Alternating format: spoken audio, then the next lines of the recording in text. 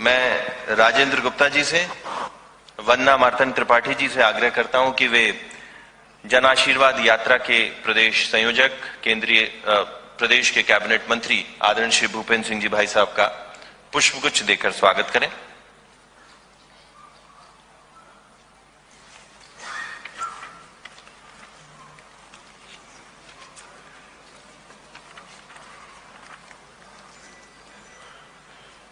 तो जैसा कि आप सभी को विदित है, ये एक विशेष वार्ता है, क्योंकि वार्ता हर 5 साल में एक बार आती है और ये जो जन आशीर्वाद यात्रा है, ये भारतीय जनता पार्टी की संगठनात्मक कार्यशैली का एक विशेष हिस्सा रही है। तो आज इसके बारे में जानकारी प्रदान करने हेतु हम सबके बीच ये वरिष्ठ नेतृत्व उपलब्ध है। सबसे पहले मैं माननीय अध्यक्ष जी से आग्रह करूंगा कि वे संबोधित करें और अपने विषय को आप सबके समक्ष रखें। आज भारतीय जनता पार्टी मध्य प्रदेश के द्वारा आयोजित इस पत्रकार वार्ता में हमारे बीच हमारे वरिष्ठ नेता, भारत सरकार में कैबिनेट के मंत्री, जिन्होंने कृषि के क्षेत्र में ही नहीं, ग्रामीण विकास से लेकर के केंद्र में अपनी महत्वपूर्ण भूमिका लगातार वो निभा रहे हैं माननीय मोदी जी के साथ, ऐसे हमारे चुनाव के प्रबंध समिति के सम्मानीय संयोजक आदरणीय नरेंद्र सिंह जी, हमारे जन आशीर्वाद यात्रा के प्रदेश के संयोजक भूपेंद्र सिंह जी, और मुख्य तौर पर हमारे सभी आज वरिष्ठ पत्रकार जो आज इस पत्रकार वार्ता में उपस्थित है। मैं आप सबका बहुत स्वागत करता हूं, बहुत बहुत अभिनंदन करता हूं। आशीष जी, स्वागत वैसे नरेंद्र भाई साहब आए इसलिए तो ठीक है, लेकिन चूंकि पत्रकार वार्ता में सभी पत्रकारों को हमने आमंत्रित किया, इसलिए स्वागत तो सभी पत्रकारों का हमारी ओर से विशेष तौर पर होना चाहिए। इसलिए मैं आप सबका बहुत विशेष आज इस पत्रकार वार्ता में स्वागत करता हूं, बहुत बहुत अभिनंदन करता हूं।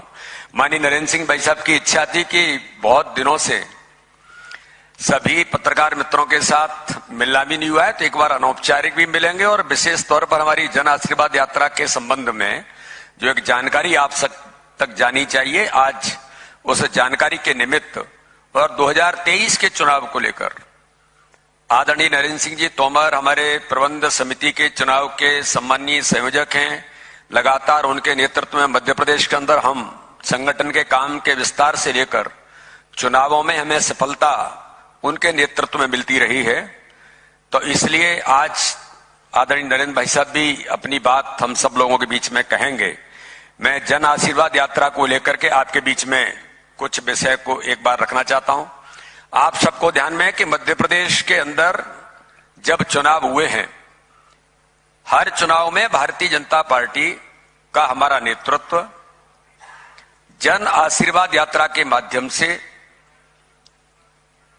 अपनी यात्राओं को निकाल करके सरकार ने जो काम किया है, एक अकाउंटेबिलिटी के साथ जनता के आशीर्वाद के लिए हमारा नेतृत्व लगातार प्रति चुनाव में निकलते हैं और इस यात्रा के माध्यम से हम प्रत्येक विधानसभा तक पहुंचे। ये प्रयास माननीय मुख्यमंत्री जी और हमारे नेतृत्व लगातार इस दिशा में करता रहा है। इस बार भारतीय जनता पार्टी के हमारे नेतृत्व ने मिलकर के तय किया कि कई बार चुनावों में हमारी विधानसभाएं कुछ छूटती थीं, क्योंकि एक ही यात्रा निकलने के कारण से सभी विधानसभाओं में नीचे तक पहुंचना संभव नहीं होता था। इसलिए इस बार भारतीय जनता पार्टी के नेतृत्व ने तय किया कि हम 5 यात्राएं, जिससे हम 5 यात्राओं को माध्यम से प्रत्येक विधानसभा तक पहुंचकर हम लोगों के बीच जनता का आशीर्वाद लेने के लिए हम जा सकें, ये प्रयास इसी बार भारतीय जनता पार्टी मध्य प्रदेश ने किया है। और इस यात्रा के माध्यम से, क्योंकि यात्राओं का समाज में एक अलग प्रकार का जो एक वातावरण, यात्राओं के कारण से जिस प्रकार की जो चीजों को नीचे तक ले जाने का जो प्रयास होता है जागरण की दृष्टि से भी, तो इस नाते से आज यह जयघोष भारतीय संस्कृति का उद्घोष बना है कि धर्म की जय हो, अधर्म का नाश हो, प्राणियों में सद्भावना और विश्व का कल्याण हो। यानी इस मंत्र पर जब हम नीचे निकलते हैं तो माननीय प्रधानमंत्री नरेंद्र मोदी जी ने इस देश के अंदर गरीबों का कल्याण इस उद्घोष के साथ सर्व समाज के विकास के लिए सबका साथ, सबका विकास, सबका विश्वास, सबके प्रयासों से आज हम गरीब कल्याण के काम में माननीय प्रधानमंत्री मोदी जी के नेतृत्व में और मध्य प्रदेश के अंदर माननीय मुख्यमंत्री शिवराज सिंह चौहान के नेतृत्व में आज हम काम कर रहे हैं। और उन्होंने जो मार्ग प्रशस्त किया है उस पर चलते हुए मध्य प्रदेश की भाजपा सरकार ने भी गरीब कल्याण से जन कल्याण और प्रदेश की प्रगति में जो अविरल यात्रा तय की है उस यात्रा का सार और परिणाम आप सभी के समक्ष रखने और आगामी यात्रा के लिए आपके विचारों को जानने भाजपा मध्य प्रदेश में इस मंत्र पर कि धर्म की जय हो, अधर्म का नाश हो, प्राणियों में सद्भावना हो, विश्व का कल्याण हो और गरीबों के कल्याण को लेकर के हम संकल्पित हैं। इसलिए इस उद्घोष के साथ 20 साल की विकास यात्रा में भारतीय जनता पार्टी ला रही है जन आशीर्वाद यात्रा और जन आशीर्वाद यात्रा के माध्यम से हम इस ध्येय वाक्य को लेकर कि फिर इस बार भाजपा की सरकार और गरीब कल्याण को लेकर के जो आजादी के 5 दशक बाद विकसित से वंचित था उसे भाजपा सरकार ने विकास से सिंचित किया है। इस दिशा में आज विकास और गरीब कल्याण के इस उद्देश्य को लेकर के भारतीय जनता पार्टी ने, जहां प्रदेश के गरीब वर्ग जानता है जहां कमल निशान है वहां गरीब कल्याण है, इसलिए आज यशस्वी प्रधानमंत्री मोदी जी के नेतृत्व में प्रदेश में राह राह विकास है और डगर डगर गरीब खुशहाल है। इस मंत्र पर आज भारतीय जनता पार्टी मध्य प्रदेश गरीबों के विकास और कल्याण के लिए इस यात्रा के माध्यम से, जो मैंने कहा कि अकाउंटेबिलिटी के साथ जो हमने किया है माननीय प्रधानमंत्री जी के नेतृत्व में मध्य प्रदेश के लिए या माननीय मुख्यमंत्री शिवराज सिंह चौहान के नेतृत्व में जो 2003 का बीमारू राज्य था, जो विकसित राज्य की श्रेणी में आकर आज हम लगातार आगे बढ़ते चले जा रहे हैं। जहां भारतीय जनता पार्टी है वहां विकास है। इस नाते से आज इस यात्रा के बारे में मैं आप सबको जानकारी देते हुए मुझे हर्ष है कि भारतीय जनता पार्टी इन 5 अपनी जन आशीर्वाद यात्राओं को मध्य प्रदेश के अंदर जो शुरुआत कर रही है उसमें हमारी एक केंद्रीय टोली बनी है।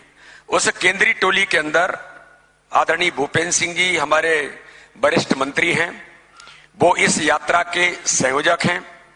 विनोद कोटिया जी जो हमारे मध्य प्रदेश राज्य पर्यटन विकास निगम के अध्यक्ष हैं वो इस टोली के सदस्य हैं। श्रीमती लता वानखेड़े जी भारतीय जनता पार्टी की प्रदेश मंत्री हैं, वो भी इस टोली के सदस्य हैं। ओम प्रकाश धुर्वे हमारे राष्ट्रीय सचिव हैं, वो भी इस टोली के सदस्य हैं। रामलाल रौतेल जी पूर्व मंत्री मध्य प्रदेश शासन, वो इस टोली के सदस्य हैं। महेंद्र सोलंकी हमारे सांसद हैं, देवास के वो इस टोली के सदस्य हैं। ब्रजेंद्र सिंह जादौन ग्वालियर के पूर्व निगम के अध्यक्ष हैं, वो इस टोली के सदस्य हैं। और अश्विनी राय जिले के हमारे भोपाल के उपाध्यक्ष हैं। तो ऐसे 8 लोगों की ये टोली हमारी सेंट्रल टोली के नाते से इस पूरी यात्रा का संयोजन करने का लगातार उसकी तैयारी भूपेंद्र सिंह जी और इस टोली ने मिलकर के इसको गंभीरता के साथ इस काम की शुरुआत कर दी है। हमने जिन यात्राओं को यात्रा क्रमांक 1, 2, 3, 4, 5 ऐसे 5 यात्राएं हैं, उन यात्राओं की जो हमारी टोलियां हैं, एक बार मैं जरूर आपको इस बात का उल्लेख करना उचित मानता हूं कि जो यात्रा क्रमांक 1 है, तो यात्रा क्रमांक 1 के अंदर जो ये यात्रा बिंद क्षेत्र से शुरू होगी, इसके संयोजक श्री गणेश सिंह जी हमारे सतना के सांसद और सह संयोजक श्री ब्रजेंद्र प्रताप सिंह जी हमारे मंत्री हैं पन्ना के, वो इसके सह संयोजक हैं। इसी प्रकार से जो यात्रा क्रमांक 2 है, इस यात्रा क्रमांक 2 ये महाकौशल क्षेत्र की होगी। श्री उदय प्रताप सिंह जी सांसद इसके संयोजक हैं और श्री अभिलाष पांडे हमारे युवा मोर्चे के पूर्व अध्यक्ष, ये उसके सह संयोजक हैं। इसी प्रकार से यात्रा क्रमांक 3 जो हमारे इंदौर, विशेष तौर पर इंदौर संभाग से जिसकी शुरुआत होगी, ये यात्रा क्रमांक 3 शंकर ललवानी जी हमारे सांसद इंदौर के इसके संयोजक हैं। जयपाल चावड़ा हमारे आईडीए के अध्यक्ष हैं, वो इसके सह संयोजक हैं। इसी प्रकार से यात्रा क्रमांक 4 जो खास तौर पर मालवा में उज्जैन का जो क्षेत्र है हमारा, इसमें श्री बंसीलाल जी हमारे किसान मोर्चे के राष्ट्रीय उपाध्यक्ष हैं, ये हमारे संयोजक हैं, और तेज बहादुर जी ये हमारे इसके सह संयोजक हैं। इसी प्रकार से यात्रा क्रमांक 5 ये ग्वालियर चंबल रीजन में होगी। रणवीर रावत जी प्रदेश के महामंत्री संयोजक हैं और मुकेश चौधरी प्रदेश के उपाध्यक्ष ये इस यात्रा के सह संयोजक हैं।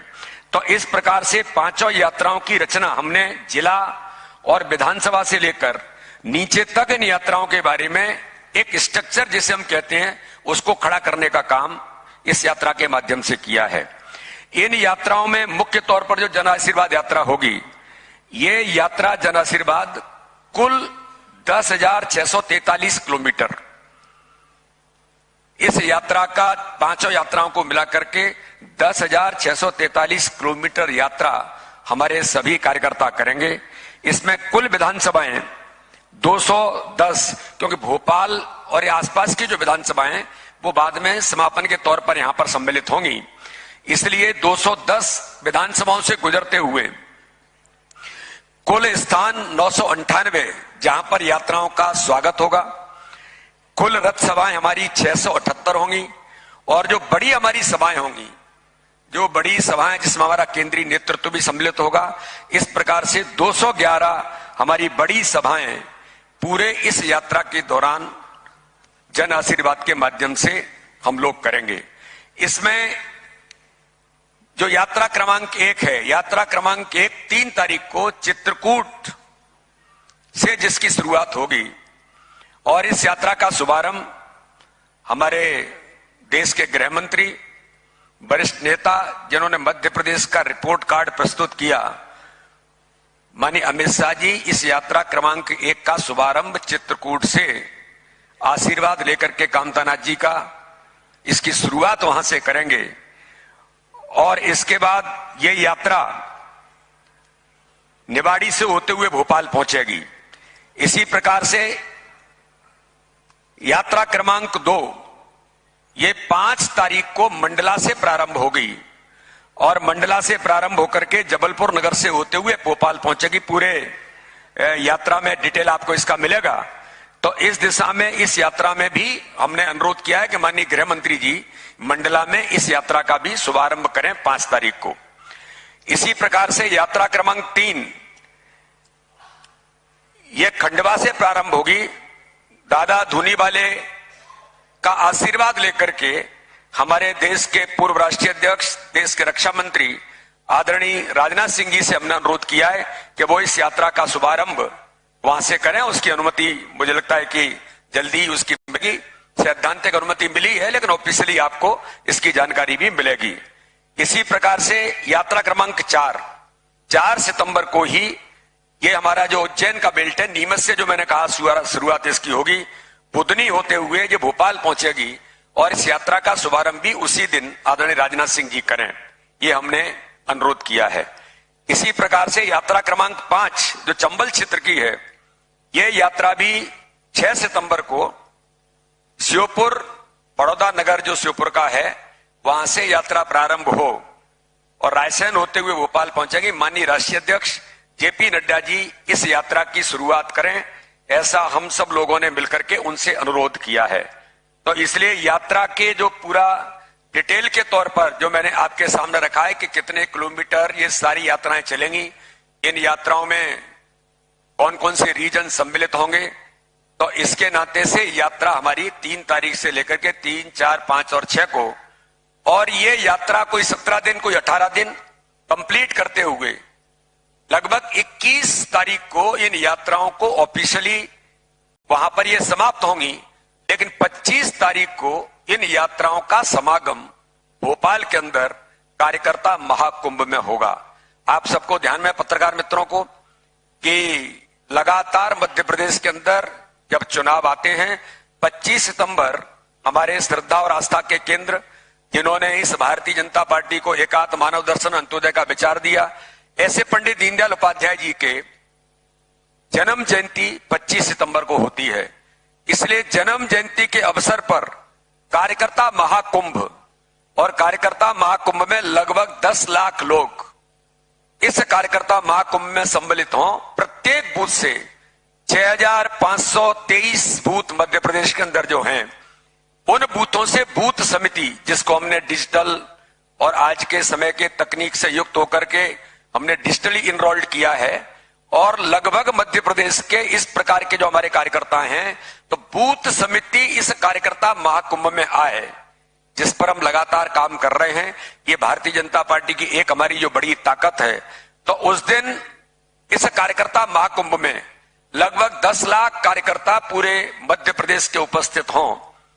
पिछली बार भी लगातार बड़ी संख्या में हर कार्यकर्ता महाकुंभ में लोग आए हैं, तो इस बार भी हम इस प्रकार का प्रयास यात्राओं के माध्यम से जो मोबिलाइजेशन होगा, हम ये करने वाले हैं। और हमने अनुरोध किया है कि माननीय प्रधानमंत्री, दुनिया के सर्वाधिक लोकप्रिय नेता, कार्यकर्ता महाकुंभ को संबोधित करें, और चुनाव को, जिसको हम कहते हैं कि हमेशा से 25 सितंबर को हम चुनाव की रणभेरी की आगाज उस कार्यकर्ता महाकुंभ से होता है, तो इसलिए माननीय प्रधानमंत्री जी करें ये प्रयास। हम सब लोग 25 तारीख को हमने ये प्रयास किया कि माननीय प्रधानमंत्री नरेंद्र मोदी जी इस कार्यकर्ता महाकुंभ को संबोधित करें, जहां इन सभी यात्राओं का समापन यहां पर होगा।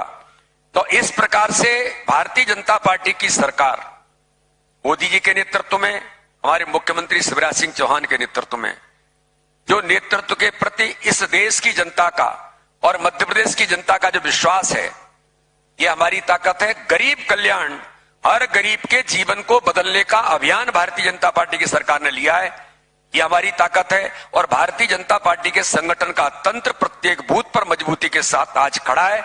एक सजग प्रहरी के नाते से एक एक बूथ पर एक एक कार्यकर्ता एक प्रवक्ता बनकर के भाजपा सरकार के कामों को लेकर के जमीन पर जो जा रहा है, इस दिशा में इस यात्राओं के माध्यम से हम अकाउंटेबिलिटी के साथ हमारे माननीय मुख्यमंत्री जी, माननीय नरेंद्र सिंह जी, हमारे माननीय ज्योतिरादित्य सिंधिया जी, कैलाश विजयवर्गीय जी और हमारा पूरा जो नेतृत्व है, सभी इन यात्राओं में, अलग अलग यात्राओं में प्रतिदिन सम्मिलित होकर के समाज में अपनी भूमिका निभाने का सब मिलकर के प्रयास करेंगे। तो इस प्रकार से यात्रा का जो मैंने पूरा विषय वो आपके सामने रखा है। अब हमारे बीच हमारे लोकप्रिय नेता माननीय नरेंद्र सिंह तोमर जी, चुनाव प्रबंध समिति के हमारे सम्माननीय संयोजक हैं। आज मैं उनसे अनुरोध करता हूं कि आगामी बातचीत आदरणीय नरेंद्र सिंह जी भाई साहब आज मीडिया के मित्रों के साथ वो करेंगे। मैं आदरणीय नरेंद्र सिंह जी को आपसे बातचीत करने के लिए आमंत्रित करता हूं।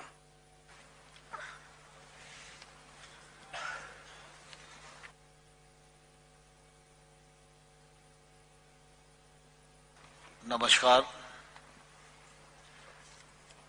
आज इस अवसर पर हम सबके मध्य उपस्थित भारतीय जनता पार्टी के प्रदेश के अध्यक्ष आदरणीय श्री वी.डी. शर्मा साहब, भारतीय जनता पार्टी के वरिष्ठ नेता, जन आशीर्वाद यात्रा के प्रमुख, राज्य सरकार के मंत्री आदरणीय भूपेंद्र सिंह जी, मीडिया के इंचार्ज आदरणीय आशीष जी और इस अवसर पर उपस्थित सभी सम्मानीय पत्रकार मित्रगण और उपस्थित सज्जनों, आज प्रमुख रूप से पत्रकार वार्ता का जो विषय था वो जन आशीर्वाद यात्रा था और मेरी इच्छा थी कि भूपेंद्र सिंह जी ने और उनकी पूरी टीम ने लंबे कालखंड तक पूरे राज्य में बात करके इस योजना को मूर्त रूप दिया है और इसको प्रदेश अध्यक्ष जी सबके सामने रखें। लेकिन काफी लंबा समय व्यतीत हो गया था, तो मैंने अध्यक्ष जी को अनुरोध किया कि थोड़ा हम लोगों को, सभी पत्रकार मित्रों को भोजन पर आमंत्रित करना चाहिए, जिससे कि कुछ लंबा समय तक मिलके पुरानी बातों को भी और ताजा किया जा सके और अनौपचारिक रूप से मिलने जुलने का अवसर मिले। इसलिए आप सबको तकलीफ दी है। चुनाव की बेला है और चुनाव की तैयारियां प्रारंभ हो चुकी हैं। आप सब जन आशीर्वाद यात्रा के कार्यकर्ता महाकुंभ के बरसों बरस से साक्षी रहे हैं। इस बार कोशिश की गई है जन आशीर्वाद यात्रा को विकेंद्रित करने की, अधिकाधिक विधानसभाओं को संपर्क में लाने की और लगभग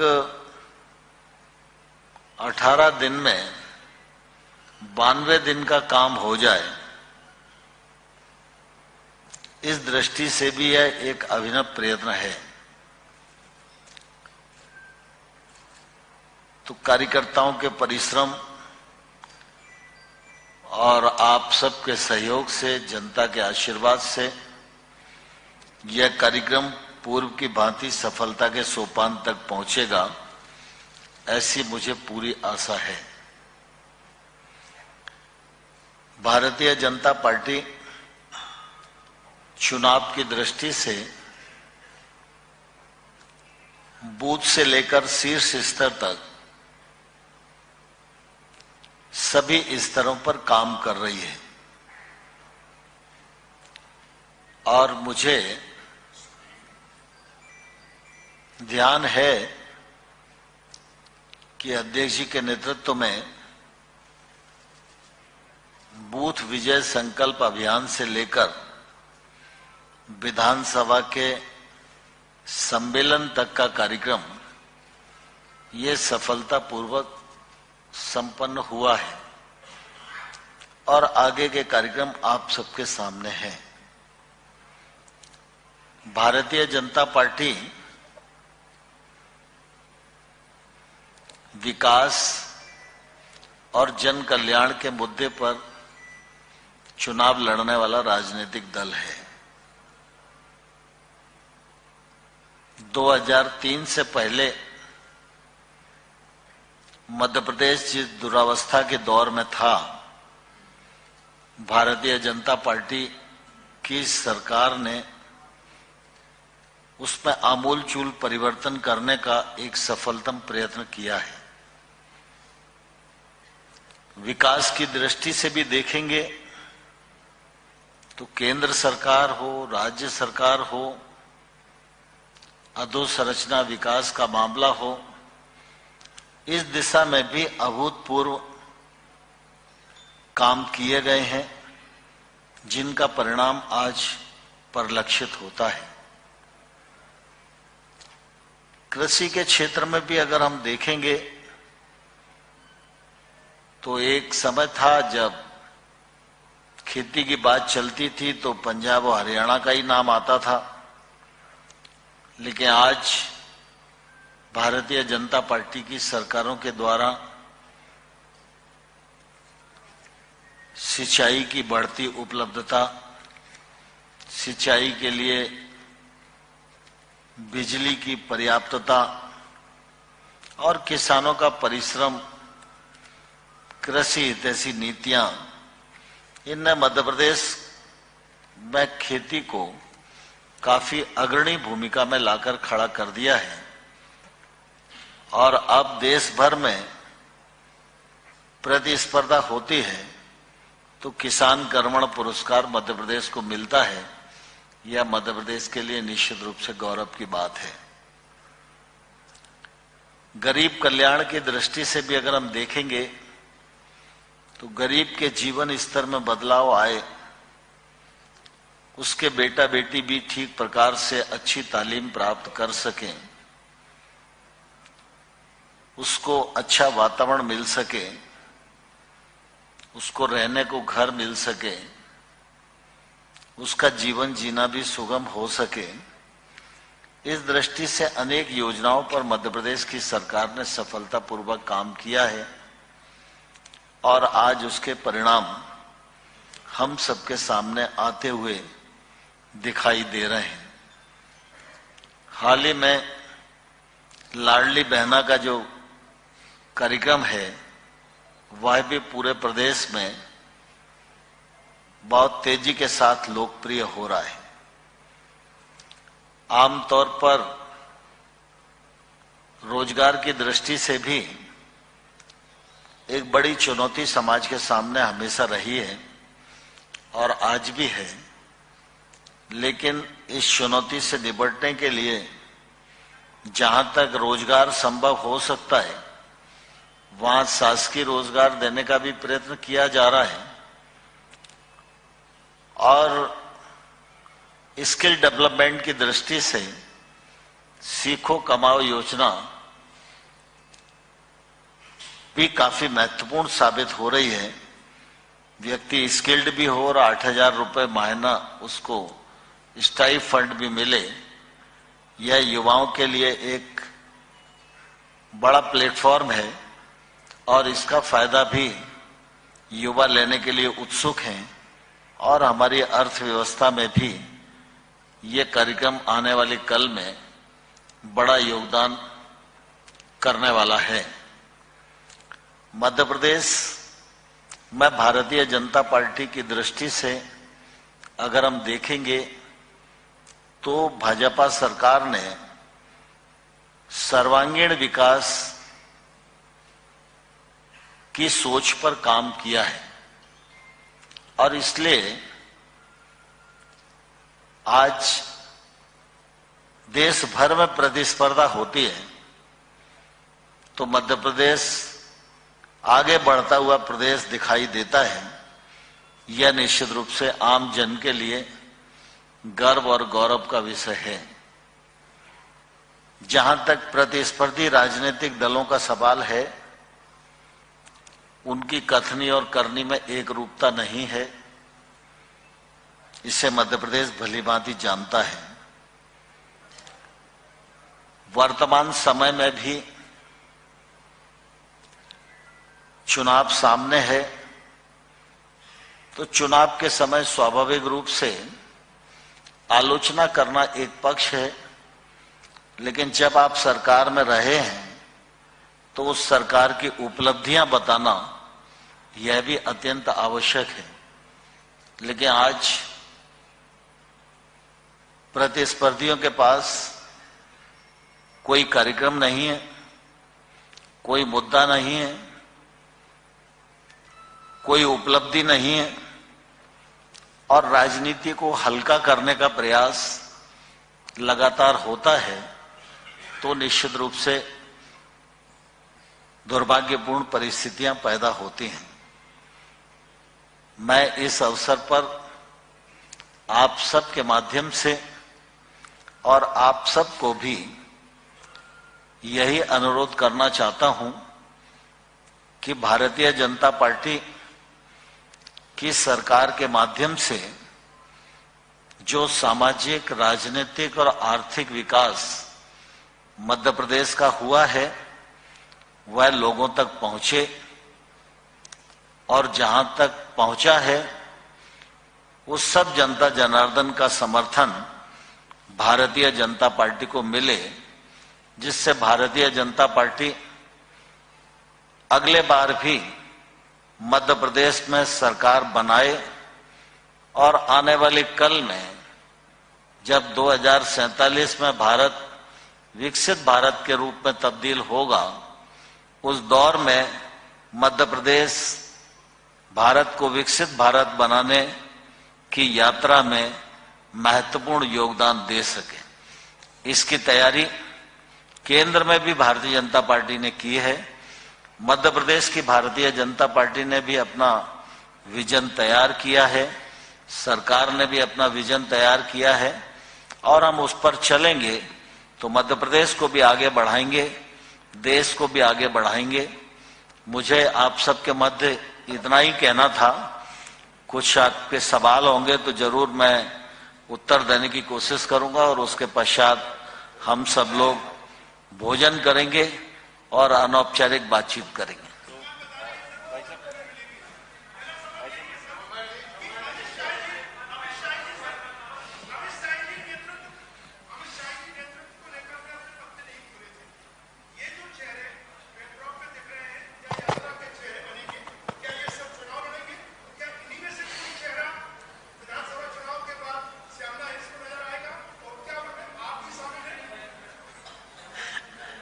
मैं समझता हूं एक प्रश्न हो तो फिर जवाब दिया जाना भी ठीक होता है, लेकिन प्रश्नों की श्रृंखला राकेश भाई ने खड़ी की।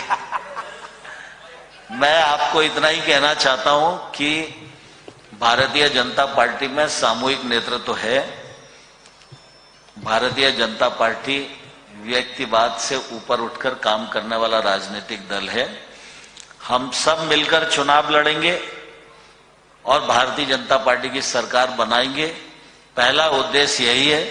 दूसरी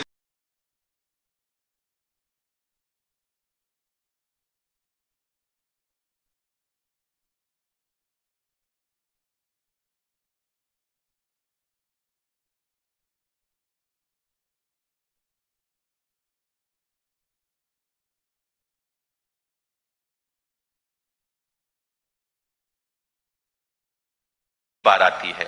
तो जैसा कि आप सभी को विदित है, ये एक विशेष वार्ता है, क्योंकि वार्ता हर 5 साल में एक बार आती है। तो जैसा कि आप सभी को विदित है, ये एक विशेष वार्ता है, क्योंकि वार्ता हर 5 साल में एक बार आती है।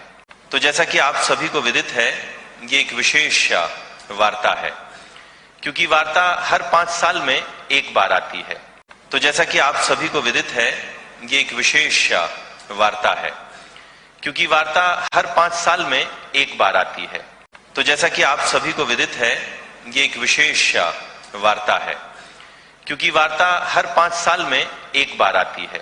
तो जैसा कि आप सभी को विदित है, ये एक विशेष वार्ता है, क्योंकि वार्ता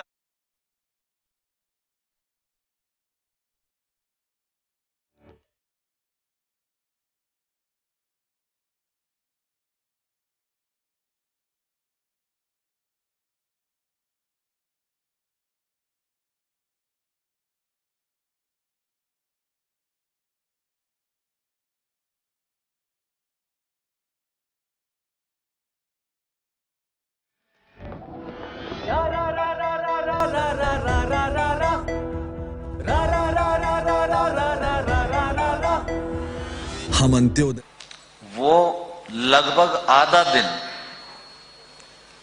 हर यात्रा में रहेंगे। इस यात्रा के माध्यम से कोशिश ये है, वैसे 3 महीने लगते हैं पूरी यात्रा को, फिर भी राज्य पूरा नहीं होता, और ये 18 दिन में 92 दिन की यात्रा पूरी होगी।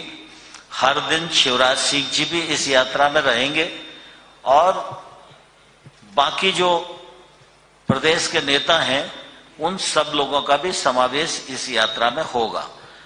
दूसरा,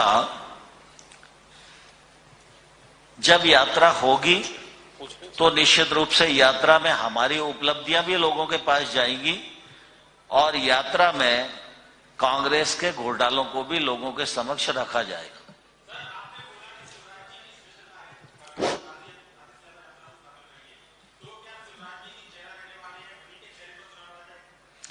देखिए, शिवराज जी हमारे मुख्यमंत्री हैं, इसमें किसी को क्या शंका होनी चाहिए।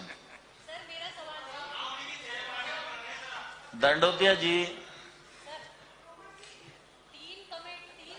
मेरा आग्रह रहेगा कि प्रतिप्रश्न की जगह सिर्फ एक प्रश्न। जी,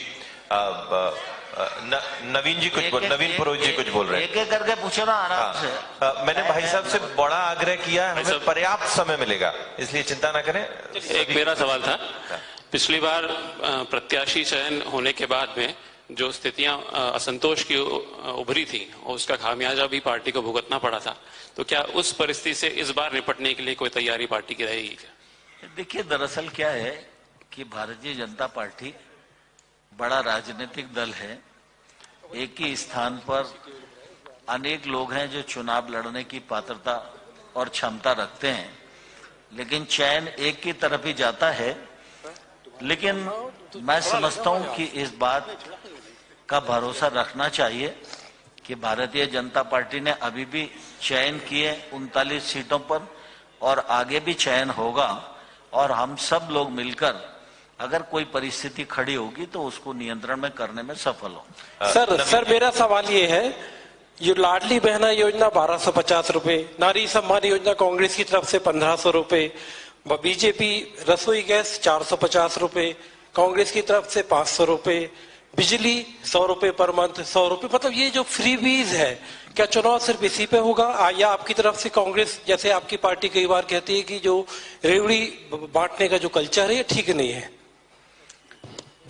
भारतीय जनता पार्टी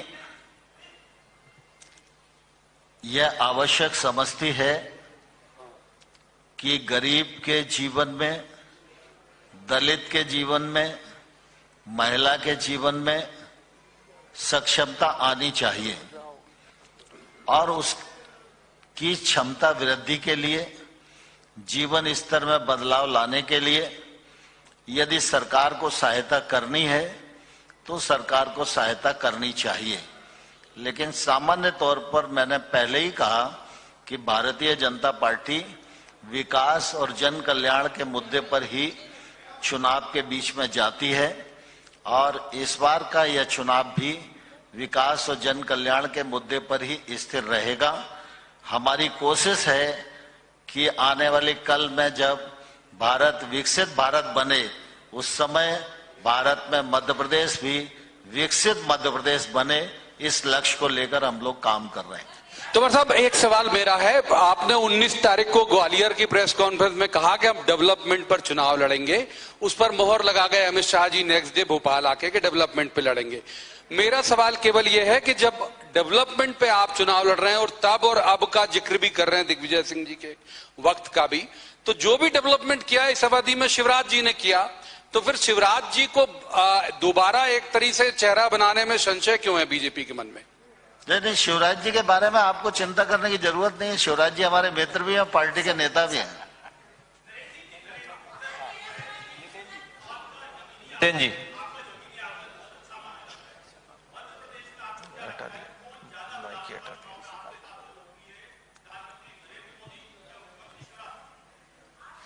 नितिन जी, थोड़ा सा कुछ चीजें अकेले के लिए भी छोड़ दिया करो। अंकुर आएगा आपका कर। नवीन जी, सभी का प्रश्न आएगा आराम से। हाँ, नवीन जी ऐसी बोलिए ना, नवीन जी ऐसी बोलिए।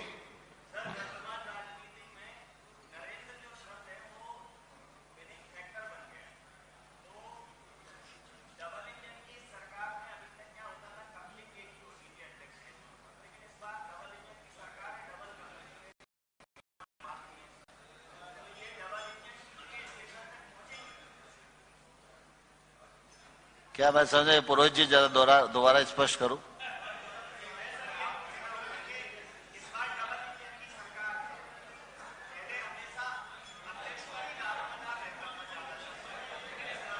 नहीं पुरोहित जी आप अपनी जानकारी दुरुस्त कर लो कि पिछले बार भी अध्यक्ष थे और हम भी थे, इस बार भी अध्यक्ष हैं और हम भी हैं।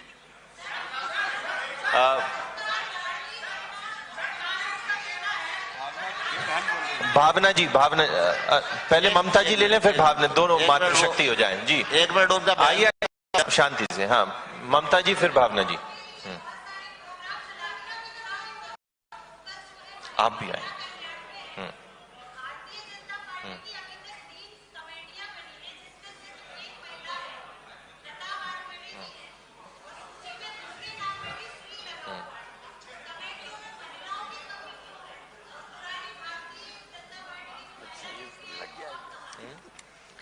देखिए, भारतीय जनता पार्टी महिलाओं के प्रति पूरी तरह प्रतिबद्ध है। जहां तक शासकीय योजनाओं का सवाल है तो आप सब इस बात के साक्षी हैं कि पंचायती राज संस्थाओं में और नगरीय निकाय की संस्थाओं में 50% बहनों को आरक्षण देने का काम किया तो भारतीय जनता पार्टी की सरकार ने किया। महिलाओं को नौकरी में आरक्षण देने की व्यवस्था की तो भारतीय जनता पार्टी की सरकारों ने पहल की।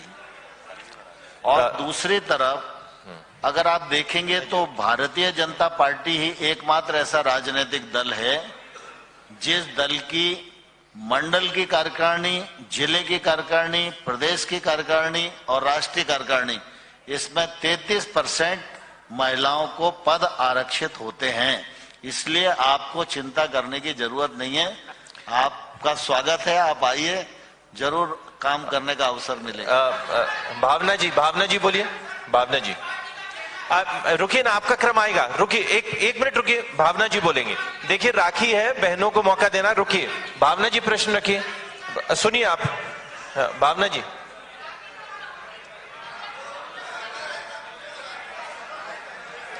देखिए, सबके प्रश्न होंगे, सबके प्रश्न होंगे, शांति से। एक मिनट बैठो। हाँ, आप बोलो।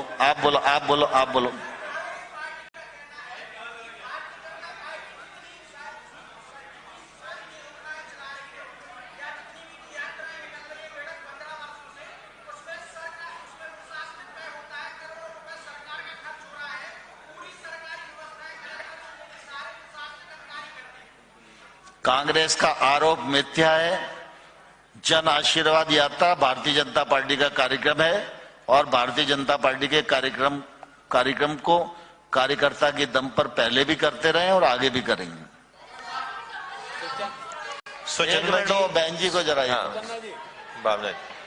भावना जी, सुचंदा जी, सभी भाई साहब आगे कर दीजिए। सबसे पहले भावना जी प्रश्न रखते हैं, फिर सुचंदा जी। भाई साहब बता दीजिए, सबके प्रश्न लेंगे जी। हाँ, भावना जी बोलिए।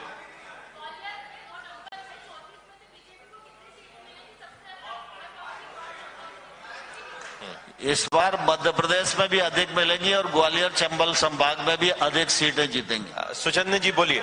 सुचंदा जी बोलिए।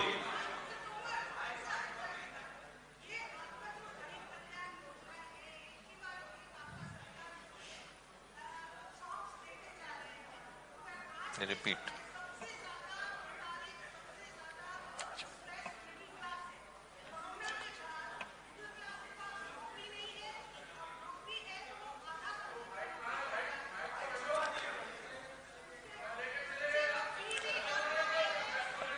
अरुण जी भाई साहब, बिना माइक के आपकी आवाज यहां तक पहुंचेगी। जी जी जी।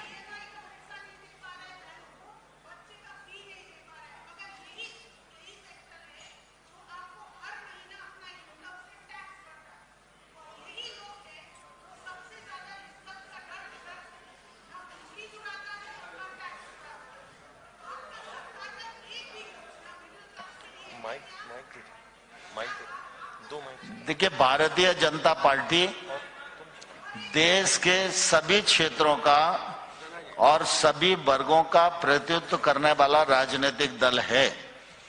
यह सच है कि कोरोना की महामारी के समय देश ही नहीं सारी दुनिया तकलीफ में थी, लेकिन मैं धन्यवाद देना चाहता हूं प्रधानमंत्री नरेंद्र मोदी जी को और देश भर की जनता जनार्दन को।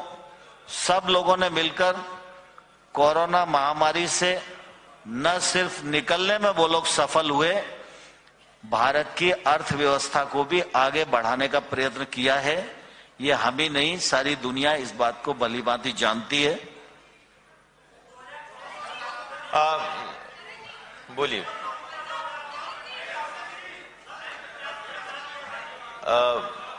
ब्रजेश जी कुछ बोल रहे हैं। ब्रजेश जी बोलिए। संदीप जी, ब्रजेश जी बोलिए, उसके बाद सभी लोग आ जाएंगे। आइए संजीव भाई इसके बाद लेते हैं। ब्रजेश जी का ले लें, उसके बाद आते हैं जी। तोमर जी, नरेंद्र जी। सर ब्रजेश जी बोलिए। सर मेरा सवाल ये था कि 2018 में भी आप यूं ही चुनाव प्रबंध समिति के अध्यक्ष थे, उसके पहले भी जब भी चुनाव आता है आपको बड़ी जिम्मेदारी मिलती है, मगर पिछले चुनाव में भी ऐसी यात्रा निकली थी और तब भी आप इसी पद पे थे, यही जिम्मेदारी थी आपकी, मगर तब सरकार नहीं बन पाई थी। 2018 से सर बीजेपी क्या सबक लेके इस चुनाव में उतरी है कि इस बार सरकार बने? देखिए, एक तो हर चुनाव की परिस्थिति अलग होती है। पिछले बार भी भारतीय जनता पार्टी को वोट ज्यादा मिला था, लेकिन 5-7 सीटें हमारी कम रह गई थी। इस बार हम उन सीटों को भी और सभी सीटों को अतिरिक्त गौर से देख रहे हैं। इस बार ऐसी परिस्थिति खड़ी नहीं होने देंगे, पूरे बहुमत की सरकार बनाएंगे। सर इसी से जुड़ा हुआ मेरा सवाल है, अगर 2023 में मेजॉरिटी में बीजेपी आती है तो क्या मुख्यमंत्री शिवराज सिंह चौहान ही होंगे? तीसरी बार। चलिए अरुण जी भाई साहब कुछ कह रहे हैं। शिवराज सिंह जी आज भी मुख्यमंत्री हैं।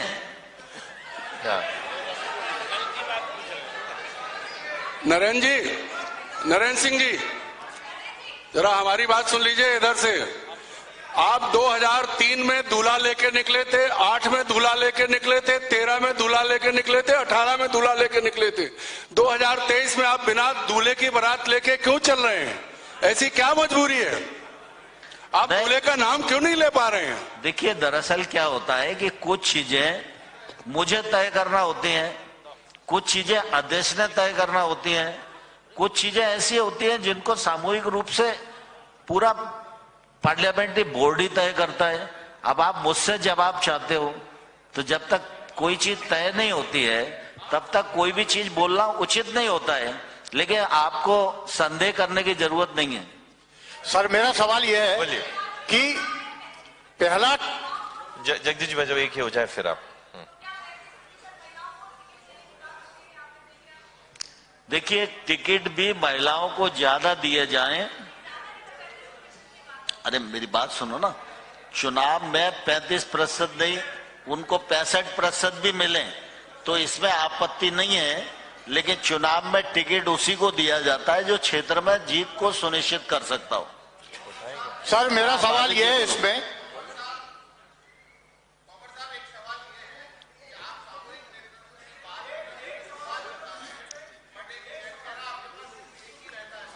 एक मैं कहीं जा नहीं रहा हूं, मैं सब लोगों से बात करूंगा।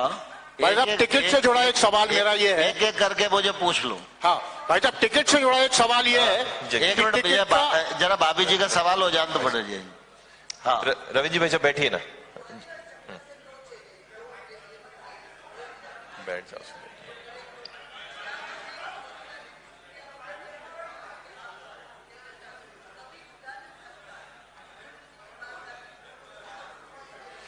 भाभी जी, ये मेरा विषय नहीं है। चलो, टिकट से जुड़ा सर मेरा एक सवाल है कि आपने कहा टिकट का सूची में जो पहली सूची आई है उसका क्राइटेरिया क्या है? क्योंकि उसमें भी कहीं ना कहीं विद्रोह के स्वर बहुत जगह उठ रहे हैं, तो डैमेज कंट्रोल कैसे करेंगे? देखिए, भारतीय जनता पार्टी जीवंत राजनीतिक दल है और ये मनुष्यों का दल है, कार्यकर्ता आधारित दल है, प्राइवेट लिमिटेड कंपनी नहीं है। जहां पर एक से अधिक लोग होते हैं वहां अनेक प्रकार के मत होते हैं। उन मतों के साथ ही हम निर्णय की प्रक्रिया को आगे बढ़ाते हैं। कई बार कुछ लोगों का मत अलग होता है तो बातचीत के द्वारा उसको हल कर लिया जाता है। राजीव भाई, तो सर मेरा सवाल ये है, अभी दोनों पार्टियों में होड़ लगी हुई है। उन्होंने कहा था कि हम 1500 रुपए देंगे, आपने कहा हम 3000 तक ले जाएंगे।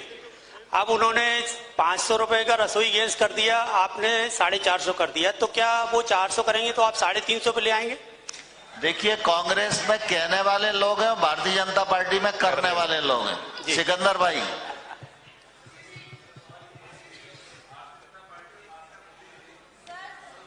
सर मेरा सवाल इधर से है, तोमर से। नहीं, सिकंदर जी भाई साहब पूछेंगे। सिकंदर जी बोल रहे हैं। सिकंदर जी पूछिए आप। सिकंदर जी माइक लीजिए, पूछिए।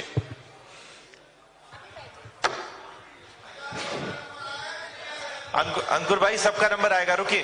भारतीय जनता पार्टी और खासकर मोदी जी मुसलमानों को लेकर और खासतौर से पासमानदा मुसलमानों को लेकर काफी अभियान चला रहे हैं।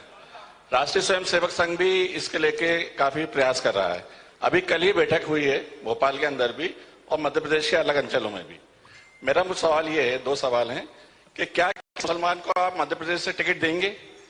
पिछली 4 बार से आप दक्षिण उत्तर विधानसभा से मुसलमान को टिकट देते आए हैं, लेकिन वहां पर आलोक शर्मा जी को इस बार टिकट दे दिया है और आलोक शर्मा जी के ऊपर इस बार अल्पसंख्यक आयोग का शिकंजा कस गया है। तो क्या टिकट बदला जाएगा या प्रदेश के किसी अलग सीट से मुसलमान को टिकट दिया जाएगा?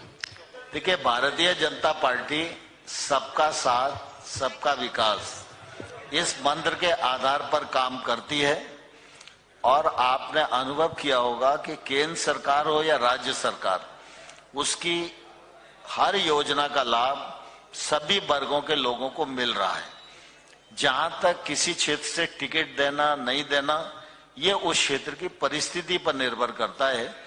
पिछले बार हम लोगों ने आरिफ बेग साहब को टिकट दिया ही था। सर मेरा सवाल ये है, आप 10,643 किलोमीटर की यात्रा निकाल रहे हैं, 10,600 किलोमीटर की यात्रा निकाल रहे हैं, 211 बड़ी सभा होंगी जैसा अध्यक्ष ने बताया था, और 600 करीब आपके जो रथ यात्रा निकलेंगी, और 10 लाख की लोगों को आप यहाँ भोपाल लाएंगे बड़ी सभा। इस पूरे कार्यक्रम पे कितने हजार करोड़ रुपए खर्च करने वाले हैं आप? क्या करने वाले? कितने हजार करोड़ रुपए खर्च करने वाले हैं? देखो भैया, दरअसल ये जन आशीर्वाद यात्रा है और जनता के पास जाने के लिए यात्रा है। तो आप ये मान के चलो कि इसमें लाखों लोगों को एड्रेस किया जाएगा, उनसे आशीर्वाद लिया जाएगा और उनको 25 तारीख के महाकुंभ के लिए आमंत्रित किया जाएगा। तोमर जी मेरा एक सवाल।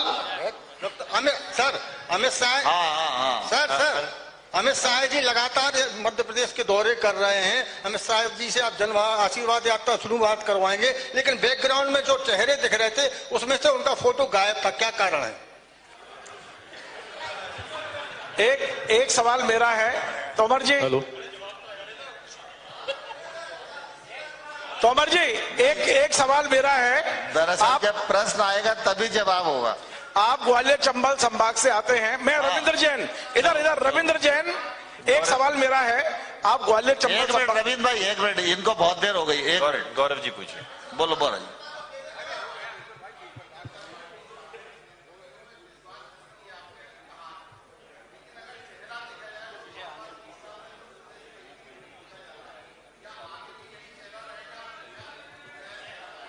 मैंने सर 2-3 बार इस प्रश्न का जवाब दे दिया है।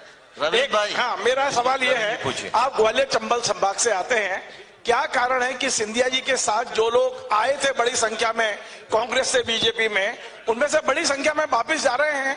यदि सिंधिया जी नहीं रोक पा रहे तो आप भी नहीं रोक पा रहे? नहीं, दरअसल सिंधिया जी पार्टी में आए हैं। सिंधिया जी के कारण पार्टी की ताकत बढ़ी है। सिंधिया जी हमारे नेता है, हम सब मिलकर काम कर रहे हैं। सरवन जी। नरेंद्र सिंह जी, एक मिनट भाई साहब। हाँ सुनील भाई बोलो। सरवन जी बोलिए। सरवन जी। भाई साहब मैं कह रहा था। सरवन जी बोलिए। चलो सुनील जी के बाद सरवन जी आ जाए। एक मिनट जरा सुनील जी को हो जाए तो उसके बाद आप बोलना, उसके बाद आप बोलना, फिर उसके बाद आप बोलो। रवि जी, विपिन जी, ये सब आज। आपने ग्वालियर में 150 प्लस का नारा दिया, उसके पहले लगातार 3 साल से 200 प्लस का नारा चल रहा था। सही किसको माने हम? ये 50 सीट कम कहां हो गई आपकी? और भी कम होगी इससे? तो सुनील भाई कितनी लाए आप बता दो। आप बता दो आपको कितनी चाहिए। चलिए, धन्यवाद। आप तय कर दो, उतना बोलना शुरू करेंगे। चलो भाई आप बोलो, आप बोलो। रवि जी। सर मेरा बड़ा छोटा सा एक सवाल है कि कल एक घोषणा करती है सरकार की 450 रुपए का सिलेंडर जो देंगे, सावन का महीना है उसमें देंगे। सिर्फ एक सिलेंडर हो गया, अब सावन तो खत्म होने वाला है। सवाल ये उठ रहा है कि वो सिलेंडर मिलेगा किसको और कब मिलेगा? तोमर साहब, दरअसल जो मुख्यमंत्री जी ने कहा है वो अभी तो दे ही रहे हैं, आगे के लिए योजना बनाएंगे वो। तोमर साहब मेरा एक प्रश्न है। तोमर साहब इधर देखिए। हाँ बोलो ना। इधर हूँ साहब, इधर सीनियर आपसे एक प्रश्न दो। एक मिनट जरा, ये पहले से लगे हुए हैं। हाँ। एक मिनट बोलिए ना भाई साहब। हेलो, बोलिए। चलो बोलो, जल्दी बोलो। बोलिए। मैं शिवार्थ सुवाल का हूँ मेट्रो मेरठ से। मेरा तोमर साहब से क्वेश्चन है कि जन आशीर्वाद यात्रा एक बहुत अच्छा कंसेप्ट है, लेकिन मैं ये जानना चाहूंगा कि जन आशीर्वाद यात्रा के बाद आपका वोट परसेंटेज कितना बढ़ जाएगा? आप क्या सोचते हैं? जन आशीर्वाद यात्रा के बाद पूरे राज्य में भारतीय जनता पार्टी के समर्थन में बढ़ोतरी होगी, लेकिन बढ़ोतरी का आकलन अभी से व्यक्त करना आवश्यक नहीं है। लेकिन जन आशीर्वाद यात्रा के बाद जरूर हम इस पर वर्षन देंगे। तोमर साहब मेरा प्रश्न आखिरी। सर, जन आशीर्वाद यात्रा में अलग-अलग नेताओं की जिम्मेदारी तय कर दी गई है। ज्योतिरादित्य सिंधिया का क्या रोल मुझे सुनने दोगे तभी मैं जवाब दे पाऊंगा यार। सर, जन आशीर्वाद यात्रा में अलग अलग नेताओं को जिम्मेदारी दी गई है, ज्योतिरादित्य सिंधिया का क्या रोल रहेगा इसमें? ज्योतिरादित्य सिंधिया का रोल वैसा ही रहेगा जैसा नरेंद्र सिंह तोमर का है। तोमर बोलो भाई साहब। मेरा एक प्रश्न है कि पिछली बार 2018 में, ये भाई साहब बहुत देर से 2018 में एक मिनट बुला रहा हूँ, अभी बुला रहा हूँ। आपने नारा दिया था। अग्रवाल साहब रुकिए ना, इनके बाद आ जाइए। 2018 के चुनाव में भाजपा का नारा जो था, अब की बार 200 पार, अब की बार चौथी बार, तो ये 50 तो कम हो ही गए, तो अब क्या नारा रहेगा 2023 में विधानसभा में? अब की बार फिर भाजपा सरकार। बोलो भाई। तोमर साहब, पिछली बार जन आशीर्वाद यात्रा में चले जाओ महाराज, हमारा नेता शिवराज, इस बार कौन सा नारा रहेगा आपका? नहीं, नारे बना के दे रहे हैं बहुत अच्छे, आप चिंता नहीं करो। अनुराग जी। तोमर जी, मेरा एक सवाल है। एक मिनट, ललित जी बोल रहे हैं कुछ। देखिए, एक सवाल उठा था फ्री बीज के ऊपर, जिसपे आपने जवाब दिया था हमारा कल्याण उद्देश्य है, आर्थिक रूप से कमजोर, दलित और महिलाओं के कल्याण के लिए कार्य करती है भाजपा। आपने ये भी कहा था कि 2003 में मध्य प्रदेश बीमारू राज्य था और अब हम विकसित राज्य हैं, और 1947 के बाद जब अब 100 साल आएंगे तो भारत विकसित राष्ट्र हो जाएगा। तो ये जो दलित, गरीब, महिलाएं, ये कैटेगरीज कब तक बनी रहेंगी और इन पे चुनाव कब तक लड़े जाएंगे? ललित भाई, वैसे आपका सवाल बहुत अच्छा है। एक मिनट, मैंने ये कहा था 2003 से पहले मध्य प्रदेश बीमारू राज्य की श्रेणी में आता था। हमने प्रयत्न करके उसको विकासशील राज्यों की श्रेणी में लाकर खड़ा किया है। 2047 में वो विकसित राज्य की अग्रपांत में खड़ा हो, इस लक्ष्य को लेकर भारतीय जनता पार्टी और उसकी सरकार काम कर रही है। जहां तक आपकी चिंता है वो हमारी भी चिंता है, और निश्चित रूप से उस चिंता पर भाजपा की सरकार काम कर रही है। मैं एक ही उदाहरण आपको देना चाहता हूं कि देश में बहुत सारे लोग ऐसे थे जिनके पास अपना मकान नहीं था। मैं 2003 में ग्रामीण विकास मंत्री भी था, तो उस समय केंद्र सरकार की योजना थी इंदिरा आवास योजना। उस योजना में एक मकान बनाने के लिए 20,000 रुपए मिलते थे, और एक साल में एक पंचायत में एक मकान हिस्से में आता था। तो मैं हमेशा सोचता रहता था कि आवासहीनों की संख्या इतनी है, क्या ऐसा भी कोई दिन आएगा जब हिंदुस्तान में हर आवासहीन आदमी को आवास मिल पाएगा? लेकिन कितनी भी दृष्टि दौड़ाओ तो वो दिखता नहीं था। और जब मैं लोकसभा का सदस्य प्रतिपक्ष के रूप में था, तब भी अनुदान मांगों पर बोलते हुए ये कहता था कि ऐसा कौन सा दिन आएगा जब हर आवासहीन को आवास मिल जाएगा। लेकिन आपने देखा 2014 में नरेंद्र मोदी जी आए, शहरी क्षेत्रों, ग्रामीण क्षेत्रों, उन्होंने सुनिश्चित किया कि 2024 तक हर आवासहीन को हम आवास उपलब्ध कराएंगे। और इस दृष्टि से एरिया भी बढ़ाया, राशि भी बढ़ाई, और आज प्रधानमंत्री आवास ग्रामीण क्षेत्र में भी उपलब्ध हो रहा है, शहरी क्षेत्र में भी उपलब्ध हो रहा है। एक लक्ष्यावधि के भीतर इसको जीरो करना है, और बहुत सारी चीजों में हम जीरो कर भी सकें। और उसी का परिणाम है कि देश में अगर हम देखेंगे तो 14 करोड़ लोग गरीबी की रेखा से बाहर निकले, और मध्य प्रदेश में भी देखेंगे तो 1,36,00,000 लोग गरीबी से ऊपर आए हैं। ये गरीबी समाप्त हो, ये अभिशाप है। इसी लक्ष्य को लेकर हम काम कर रहे हैं। तोमर जी, विपक्ष का आरोप है कि केंद्र सरकार, विपक्ष का आरोप है कि केंद्र मुझे लगता है भोजन का समय कम हो रहा है। सरकार गला, मेरा एक सवाल है, इमरजेंसी मेरा एक सवाल है, इमरजेंसी लागू है।